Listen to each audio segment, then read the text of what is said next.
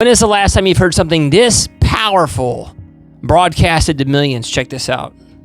Now, I want you to know that Charlie right now is in heaven, not because he was a great husband and father, not because he saved millions of kids out of darkness on college campuses, not because he changed minds and chased votes to save the country, not because he sacrificed himself for his Savior. Charlie Kirk is in heaven because his Savior sacrificed himself for Charlie Kirk. Now look, there's only two things you can get in the afterlife.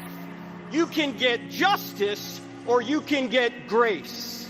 Ladies and gentlemen, does anyone in here, does anybody out there watching around the world want justice from an infinitely just being?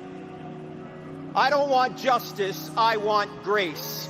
Well, the only way to get grace for an infinitely just being is for him to punish an innocent substitute in our place.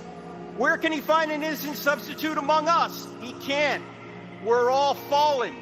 So what does this infinitely just and infinitely loving God do? He adds humanity to his deity. He comes to earth. He allows the creatures that rebelled against him to torture and kill him so he could place their punishment upon himself, and then by trusting in him, every one of us can be forgiven and then given his righteousness. Ladies and gentlemen, this is the greatest story ever told, and it happens to be true. You know, sometimes what's going on spiritually is hard to perceive, but hearing bits and pieces of this memorial today, regardless of what you think about the man physically or agree with what he thought, when have you heard the gospel and Jesus being magnified in such a glorious, glorious volume like this? Not in my time have I seen it, so I'm thankful Jesus is being magnified and talked about. Not just in a shallow sense, but the death and resurrection of Christ, the hope of salvation.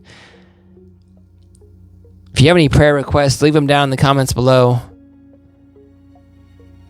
Subscribe and follow for more Jesus content like this. We love you. Take care.